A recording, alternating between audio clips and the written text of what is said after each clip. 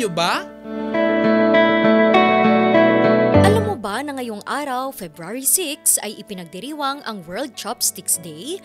Ang chopsticks ay dalawang pahabang manipis na kahoy, plastik o metal na ginagamit bilang kubyertos o utensils.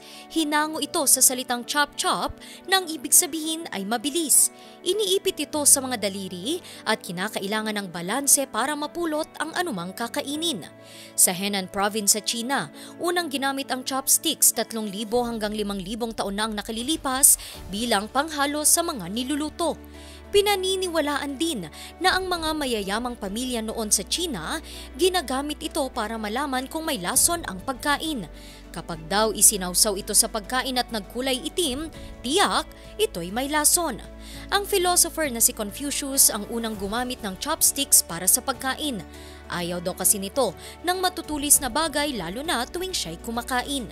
Dahil naman sa mga negosyanteng Chino na dala-dala ang kanilang mga chopsticks tuwing naglalakbay para sa negosyo, na ipakilala ito sa bansang Japan, Korea, Malaysia at Vietnam.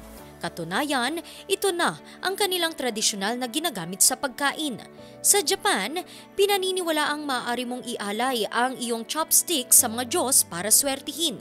Ito raw kasi ang tulay ng tao sa mga Diyos. May mga naniniwala rin na malas na makalaglag ng chopsticks tuwing kumakain. Samantala, may mga ilan raw na takot sa chopsticks. Ang pagiging takot dito, tinatawag na consequotalophobia. Sa Pilipinas, madalas lamang gamitin ang chopsticks sa mga Korean at Japanese restaurants. Taliwas kasi sa pinagmulang salita na chop-chop o mabilisan, marami pa ring Pinoy ang hirap sa pagcha-chopsticks at mas nadadalian sa paggamit ng kutsara at tinidor tuwing kumakain. Ngayon, alam mo na!